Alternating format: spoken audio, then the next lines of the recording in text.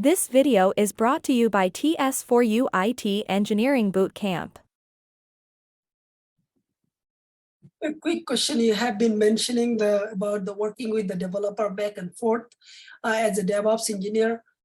So to be a great DevOps engineer, what programming language should you learn, or do you actually need to learn any coding for being a core DevOps engineer, or what do you think? Do you have? Yeah, so basically in my day-to-day task, I need to do a lot of automations. So first of all, what we actually do is, if this can be done with a shell script, we just do it.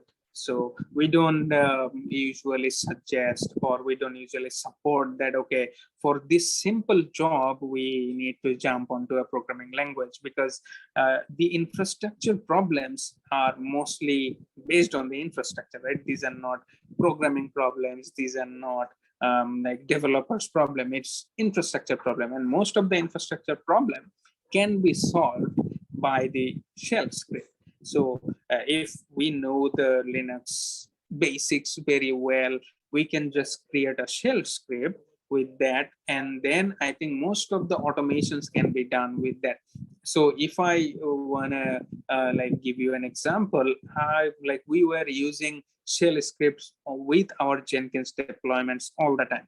Okay, like the deployments that we are doing right now with the Terraform and all the GitLab CI and all the automations, we were basically doing something like this with shell scripts. We had like thousands of lines of shell scripts that were doing just these things that were inefficient for the first few days. But as we grown, as we saw like some more edge cases with our scripts, we basically wrote more scripts to support that, and then we had a good flow of pipeline that were able to deploy everything that we wanted with the shell scripts only.